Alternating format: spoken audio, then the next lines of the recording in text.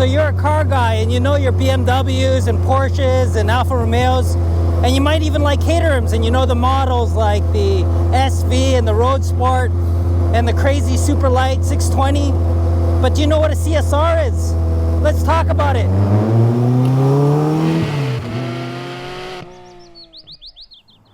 So this is the Caterham CSR.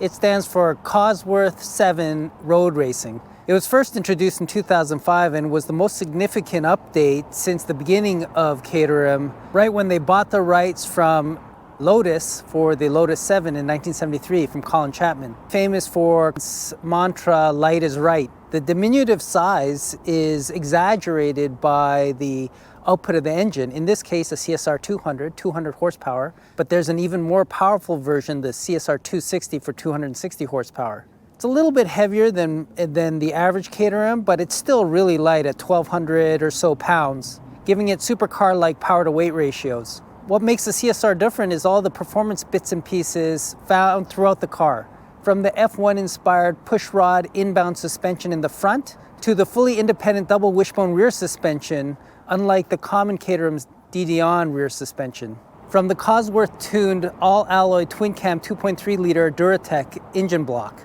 On that list of upgrades that Cosworth put into the engine include an upgraded cylinder head, block, crankshaft, connecting rods, and pistons, a dry sump oil system so that the engine stays lubricated even during hard cornering. They also radicalized the camshafts and upgraded the exhaust system, which is more rough down low but increases performance. The air inlet was also replaced with an advanced custom roller barrel system, which increases airflow at full throttle versus a conventional butterfly inlet system. Rounding that all out is the custom Cosworth chip and a close ratio 6-speed gearbox. It's the most heavily modified Caterham up to that point. It's also the reintroduction of the partnership between Caterham and Cosworth after almost 30 years. Just like most other Caterhams, there are no power brakes, no power steering, a clutch that engages really high for quick shifting power shifts, and the flywheel is very light for a quick revving engine with very little momentum. Chassis strength was also increased with tubular steel, giving it torsional rigidity almost 100% more than average Caterham. Based on the slightly bigger SV platform, it actually has a slightly wider track than previous models.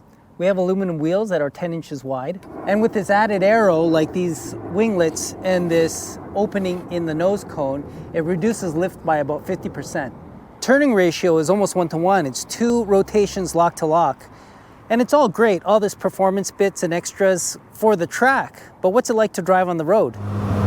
Because there's no traction control, when you're leaving a stop, whenever you're squeezing that accelerator, you're a bit worried about losing the rear end, but I guess that just makes the drive way more engaging.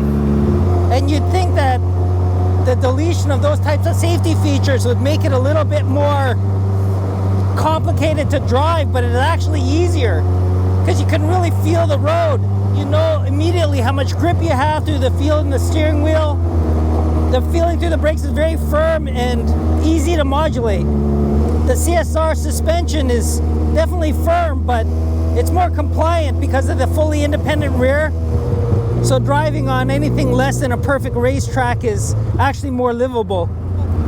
The clutch is not overly heavy, but playing with that really light flywheel, trying to keep the revs up so you get away at slow speeds is tricky. The fact that you can see the top of your front wheels is you can place your car exactly where you want it to go. And though these carbon fiber chairs don't really tilt or rake, they just move fore and aft, they're actually quite comfortable. And though it's loud, the noise is actually quite beautiful. And even though the CSR 200 only has 200 horsepower, the car is so light, you feel it in the braking and the turning and the accelerating. I mean, it's kind of like you're strapped to a motor and sent down the road.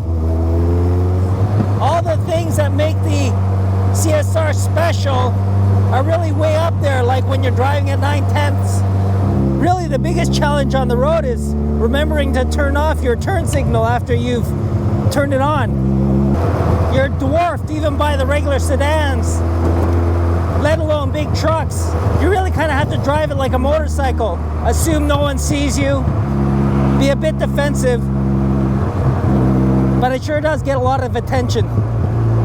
Everywhere you go, every time I stop, someone strikes up a conversation with me or wants to take a photo. I mean, I've had people follow me off the highway to ask me what kind of car it is. Caterham? Yeah, it is. Very nice. Thanks. I know it's cliche, but it really is like no other car driving experience.